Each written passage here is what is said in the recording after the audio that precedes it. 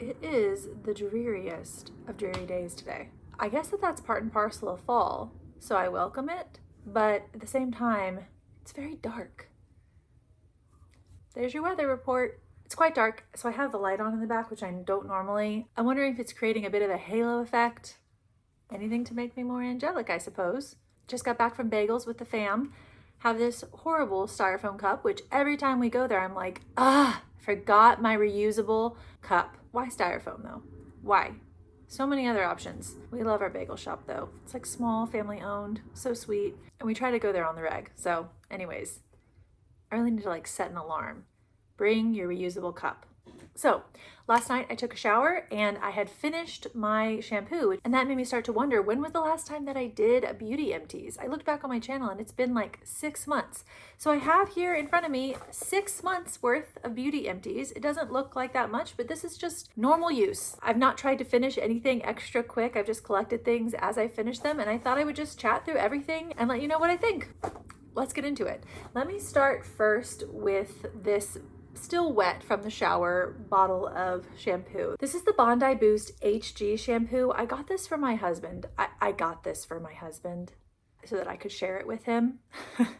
This is the hair growth shampoo, and I just had heard so many good things about it, and I got it probably 2 Black Fridays ago, so 2 years ago, and I only just now finished the shampoo, and the conditioner is still going strong. So this has lasted a very, very long time. I will say that we have a couple of shampoos going at one time. I try to only wash my hair like once or twice a week, and when I do, I wash it twice. And so I like to have multiple shampoos. I like to have multiple shampoos. I like to have multiple shampoos going at the same time just because I feel like my hair likes that the best. This shampoo is meant to make your hair thicker and to help it to grow. I believe it has rosemary extract. Yeah, it's got peppermint, rosemary, saw palmetto, and the very first ingredient is aloe vera, which I know that is present in a lot of like hair growth type of products. After using this bottle over 1.5 years, 2 years, I'll have to say that this is one of the best shampoos that I've ever tried, at least in terms of the results in my hair. Like typically I don't have very high expectations for shampoo. Like if it makes my hair clean, that's great. That's pretty much all that I'm looking for. Wow, that. Still haven't been to the hairdresser. Still haven't trimmed my bangs, but now I know who I'm gonna be for Halloween. Yeah, I would say that this is one of the best shampoos that I've ever tried, at least in terms of my hair's response to it. Like I tend not to have really high expectations for shampoo as long as it makes my hair clean without stripping the oils. Across the board, I always avoid things that have sulfate and parabens because I know that that's not the best for curly hair or wavy hair. Trash truck. Yeah, every single time that I would use this, the curl pattern in my hair would just be superb. Just simply superb. I did find that the positive effects would wear off. Like if I was solely using this one and I was using only this for weeks and weeks at a time, that my hair tended to respond less and less to it. I don't know if you guys have ever experienced that kind of thing, but as soon as I would use something else for a couple of hair washes and then go back to this, it's like all the effects were restored. So I really liked how this cleaned my scalp, made my hair feel nice and clean without stripping the oils, and then also just how it provided this like definition to my hair that I don't always have. I haven't always noticed with other shampoos. So anyways, this will definitely be something that I will repurchase, especially since it lasted us for so long. I want to say that it's on the higher end, or definitely more expensive side. I mean, it's not like your typical drugstore price. For me, I got the set with the shampoo and the conditioner, which was less expensive. And then I also purchased it on Black Friday, which was an additional discount. So I'm not sure how that compares to normal pricing, but I think if I do that again this year, if I go ahead and get it on Black Friday and then knowing that it will last 1.5 years or 2 years, I felt like the price was definitely worth it for me for the results that it gave me. As for like its hair growth effects, it's really hard for me to speak to that. I mean, my hair has grown, but I also don't cut it. I only get one haircut a year. That's kind of like what I enjoy doing. I'll go in for a bang trim obviously more frequently than that. But as for like the lengths of my hair, I don't use any heat on my hair or anything like that other than like blow drying my bangs. I don't use any heat on the lengths. And so it stays pretty healthy. I don't dye it or anything. And so I can get away with only having one kind of big haircut a year. So again, it's hard for me to speak to if my hair growth is because of this product or just because I haven't been cutting it, you know? All right, what else do I have in here? Now I've got the Thayer's Radiance Boosting Cleanser. The only other product I've ever tried from them is just like their Witch Hazel Toner. I feel like that's what they're known for. I think I found this at TJ Maxx. Yeah, TJ Maxx. I was in the market for a cleanser at the time. I just finished my last one and I just picked this up because I was getting another skincare product from TJ Maxx, and I wish that I hadn't. It was kind of just, you know, just kind of blah. I didn't do much of anything. Radiance boosting, I don't think so. I don't really think that any cleanser has the capacity to boost your radiance, especially if it doesn't have any sort of physical exfoliant in it. I feel like that's the only type of cleanser that actually will make you more radiant, because the cleanser doesn't stay on your skin long enough to cause radiance to happen, you know? I mean, for me, it's just about removing makeup, removing dirt, that kind of thing. And I guess it did that, but it also left my skin a little bit more stripped than I typically prefer. I don't like when my skin feels tight after using it. And yeah, it was like it didn't do either of the things that I wanted it to do. I needed to wash my face with this multiple times in order for it to actually remove the makeup. And then at the end, it was like extra stripped as a result. And so I would not repurchase this. I have my go-to cleansers, and I feel like I'm just gonna stick with those because I know that they're effective. They're at a price point that works for me. If it ain't broke, you know. Tried this out, just okay. Don't recommend. Okay, I've got a makeup product in here. This is the Hourglass Unlocked Instant Extensions Mascara in the shade Ultra Black. I don't know if they have different shades, but I have the Ultra Black one. I also got this at TJ Maxx, and I liked it. Because I got it at TJ Maxx, it was obviously heavily discounted. It was either like half the retail price or less than half of the retail price. So I feel like that makes the buying experience much different for me, you know, as the consumer, as someone who is forking out the cash for a particular product. Your expectations when you're paying $30 for a product versus $10 for a product, it just is quite different. So did I like it? Yes. I did like the kind of lengthening effect. Did I feel like it was more special than any other sort of mascara that I'd ever tried? Not necessarily. It is a tubing mascara, which I prefer, so I do like the kind of ease of removal that it provides. Would I recommend, would I repurchase? At the TJ Maxx price point, if you're getting like a really good discount on it, yeah, absolutely. It's just as good, you know, as any sort of drugstore mascara that you would be buying in that $10 to $15 range. Definitely worth your money.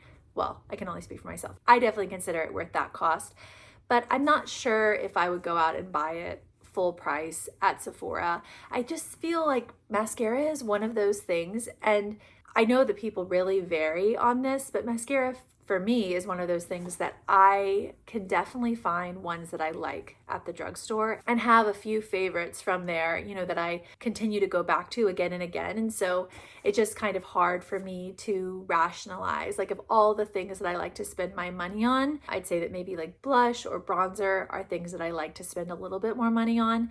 And then kind of mascara is one of those more practical things. They're not all created equal. There are definitely ones that I like more than others, but because of the fact that I can find ones that I do love at the drugstore, it's hard for me to think about buying something that's more high-end, especially since it only lasts such a short time. You know, a blush or a bronzer, you know, it can be around for years, hypothetically. Should it be? I don't know, but it can be. And it's not like, I don't know, there's something about mascara, how it's going on your eyes. I just don't feel comfortable having it longer than 6 months or so. And this one eventually just stopped performing around that time, 5 or 6 months. So really enjoyed it while I had it, appreciated the TJ Maxx price point, probably would not repurchase just because it's too expensive for me. Okay, another makeup product. This is the NYX Bare With Me, the Tinted Skin Veil.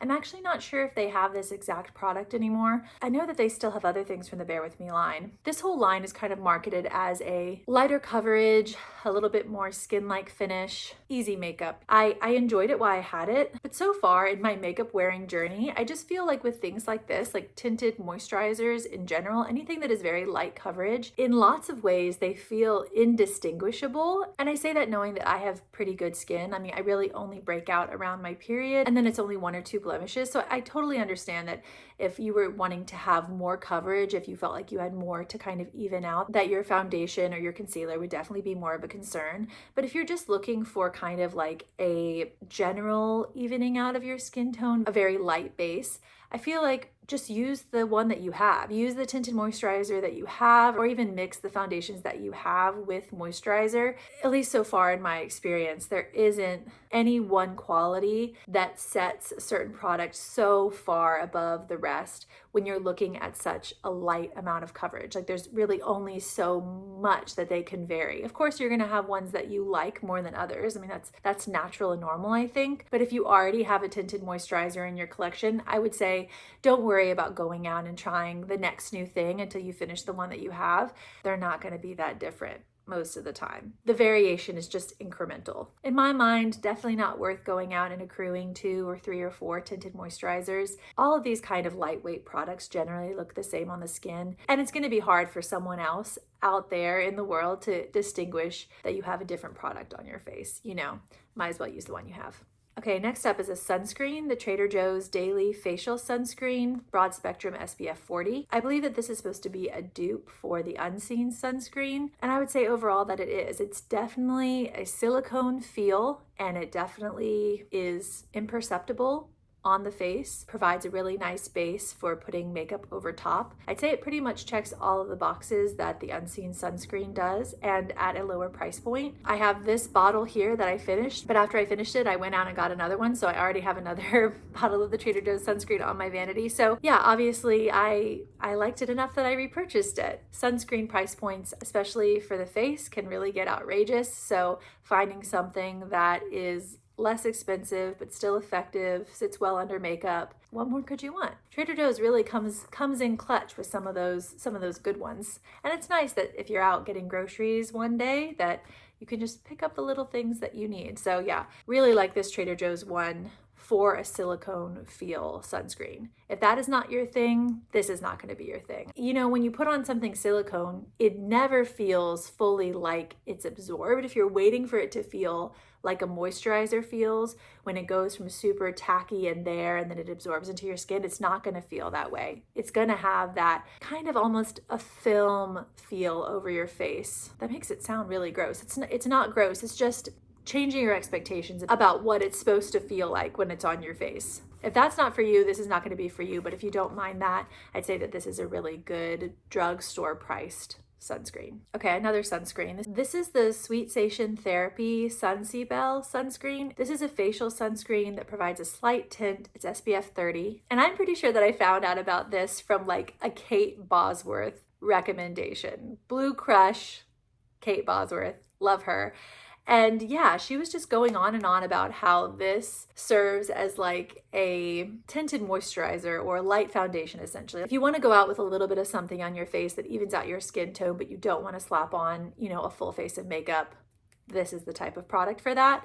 And I have loved it. I've had it for quite a while, kind of slowly working through it, and it has been seriously wonderful. I got it off of Amazon originally, I believe, and I don't think that it's on there anymore. I'm wondering if you can get it like directly from their website. I'm not sure if it will end up back on Amazon eventually if they're reformulating, or I don't know how any of that stuff works, but I would definitely repurchase this if I was in need of a sunscreen for my face. I will say that with this one, it doesn't fully set down. There is definitely a glow to it and definitely a tackiness, you know, just slightly tacky. So if that is not your thing, then I would avoid this one. But if you are wanting that kind of almost like emollient, glowy situation, then I would say this is a good one. Okay, now I've got a blush. This is the Nude Sticks All Over Face Color in the shade Bareback. See if I can get any product out of here. This blush is in my project pan and I scooped it all out. So actually I do have a little bit left that I've decanted. It's not fully empty yet, but I threw it in there because I have had this for quite a long time and I really know my feelings about it. And I probably have 2 more months of use left. So at the very, very end. But I've got to say that this blush is, I mean, it's one of my favorites. I'm not sure if that is because of the formulation or because of the color. The color is just so, so good for me and for my skin tone. If you have a similar skin tone to me, if you have a neutral undertone, especially, I feel like it's hard to come across blushes that are truly neutral and ride that line without kind of going too gray. I mean, this one really, it just sits right there. It's a nice neutral mauvey blush. And I love it because when I put it on my skin, it doesn't appear ashen. You would think that something very neutral and purple and maybe even cool leaning would make your skin look ashy, but it definitely doesn't. I'm wearing it today. It's just one of my favorites. I have so many blushes in my collection right now. I'm not going to be repurchasing this one anytime soon, but as soon as I have, I don't know, narrowed my blush collection down a bit, as soon as I'm actually legitimately in the market for another blush, this will definitely be repurchased by me. I currently don't have anything like it. It is unique in my collection. And so I'm sure at some point I'll be craving that neutral mauve blush again. And this is going to be my go-to. I keep on having to get up and check on my kids. So if things are shifting around every 10 minutes or so, that's why.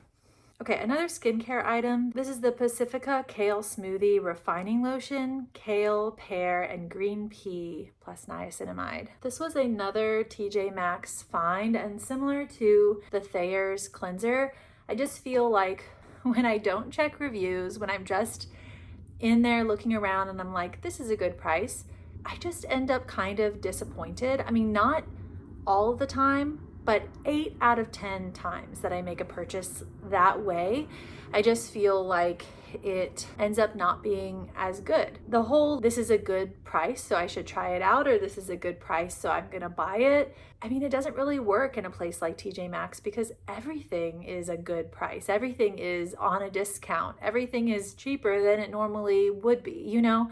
So going in there with that mentality, it's like, you're gonna buy the whole store.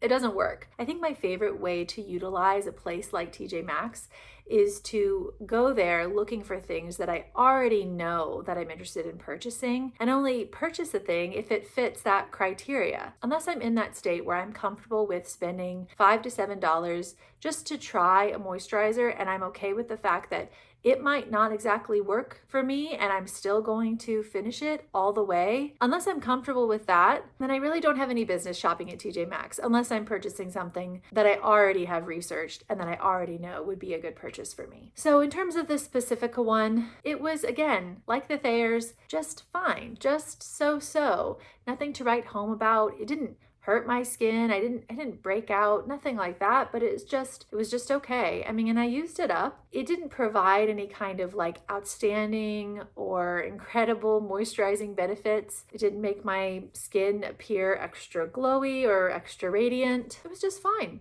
It's this kind of milky, thinner lotion. And overall, I've learned that I prefer either a very thick, creamy lotion or an oil for my face. I want the moisturization to be evident. You know, I want to feel that my face is moisturized. And really, oils are probably my top fave in that department. And then second is a nice, thick, rich moisturizer. So using something that is this kind of milky quality, it just didn't cut it for me. Fine in the price department, maybe fine if you are looking for something quite lightweight, but for me, that's not what I'm looking for and I wouldn't repurchase. Next up, another shampoo. This is the Avalon Organics Smooth Shine Apple Cider Vinegar Shampoo. It says that it revitalizes tired, overworked hair by restoring its pH balance. And it also says step 1, so I don't know if it's part of a whole line that is supposed to do that, or it's just, this step 1 means something, and I don't know exactly what that means. I only have the step 1. I never purchased step 2 or 3. But in terms of step 1, I liked it. I really enjoyed it. It does do what it says on the tin. It balanced my hair. I got this because, like I mentioned before, I like to wash my hair twice when I do wash it.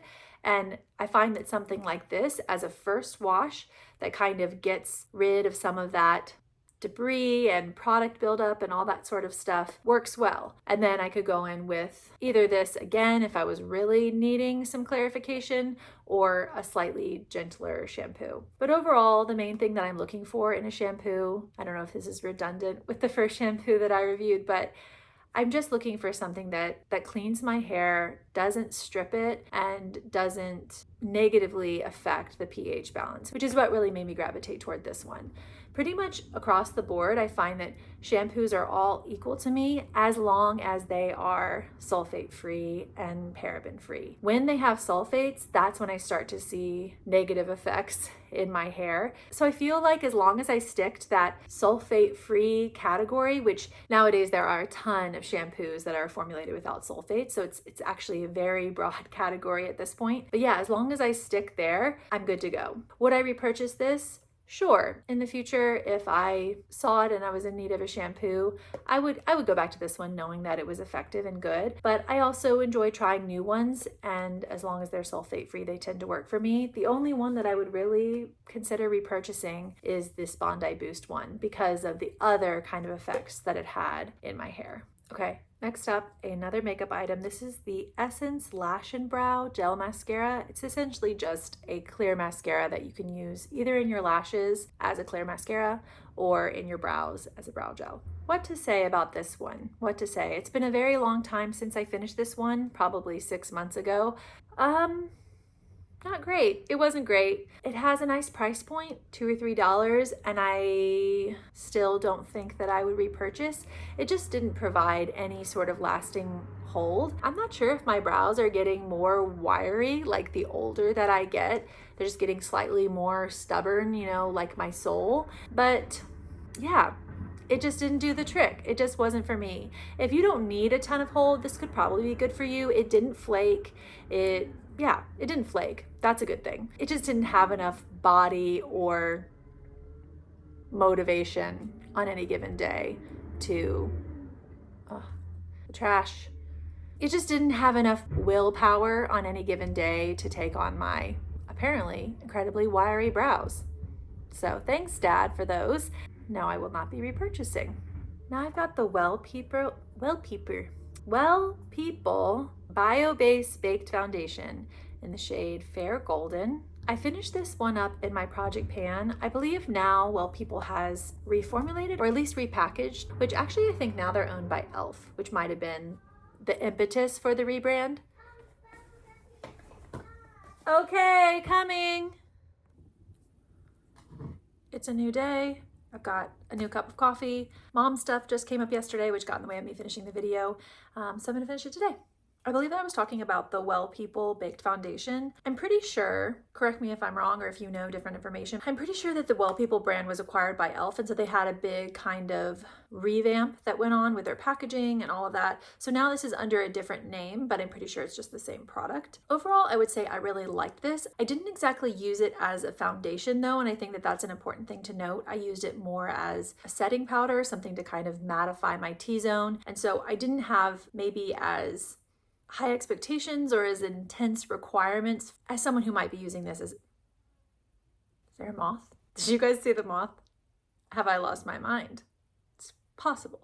I didn't have as many requirements for this product as someone might who was using it as a foundation. The main thing being that I wasn't requiring this to have coverage. So I'm really not sure that I can speak to that. I wasn't really paying attention or expecting this product to provide me with any coverage. And so for me, this product worked great. It did what I wanted it to do. It mattified things down. It didn't look too cakey or powdery. It was lightweight on my skin. It served all those purposes. Overall, I really do like the Well People brand. I like that they're formulated with cleaner ingredients. I don't know exactly what that means. I don't have a fully clean collection. I do like the idea of sensitivity and intentionality going into the ingredient choices when creating makeup products. Overall, I don't think that I would repurchase this, and that is only because powders for me are a very practical thing. They're a very practical item in my makeup routine.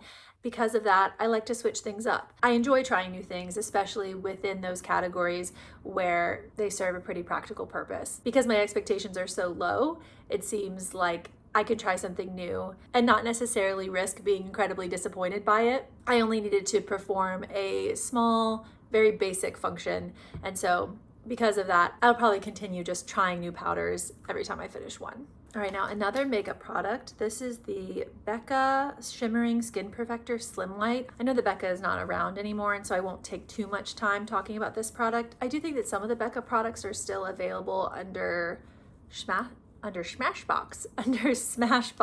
I don't believe that this one is. Because of that, I think I'm just going to speak to using highlight in this form. This is just a highlighting pen, and I think that other brands have highlighting pens available as well. For me, I didn't love it. When I go to use highlight, I tend to want to do my cheekbones, maybe a little bit on my nose, Cupid's bow, that kind of thing. And I just found that this applicator was just too pointed, too small. It didn't cover enough surface area for me to really apply it the way that I would want to. I can't just apply it directly to my face, or else I would just get a line that is this thin right here on my cheekbone. So I ended up needing to like rub it on my fingers and then kind of pat out on the top of my cheekbone, which is just like an extra step that I didn't love, especially when I could use a different kind of product that is formulated a slightly different way that didn't have those issues for me. The one way I did really love to use it, I think a highlight pen is really good if you're wanting to add a little bit of light and life to the eye, the inner corner, maybe even on the lid, brow bone. That is where the smaller applicator came in clutch. It was perfect. I didn't need to apply it on my fingers first. I don't think I would go out and repurchase a highlight pen because of the reasons that I just talked about. I really want my highlighter to be mostly for my face. If I want to add sparkle to my inner corner, I can use a more detailed brush with a face highlight, or I can use a sparkly eyeshadow. There are other options for me that I think work a bit better for the eyes. It just didn't work for my uses, and I wouldn't go out and purchase this type of product again. Okay, now the Coco Kind Ceramide Barrier Serum, Nourishing Daily Serum for Skin Barrier Support. I believe this is only the first or second thing that I have tried from Coco Kind. Maybe this is the only thing I've ever tried from Coco Kind. I'd heard a lot of good things about the brand, and so I wanted to give it a go. Did I like this? Would I repurchase this? How did this work for me? I would say that it was difficult for me to tell. It's difficult for me to answer those questions because this was one of many steps within my skincare regimen. And I think that I added it in at the same time that I added in something else. That snail mucin one, I think I added those two products in at the same time. And I actually have a pretty pared back skincare routine, but I added those two products in at the same time. And so it was hard for me to figure out which was doing what, if they were doing anything, Yeah, just the experiment was faulty because I didn't do the controls right. I didn't control for the fact that the other product was also going to be having an effect on my skin. It didn't break me out. My skin felt moisturized and soothed.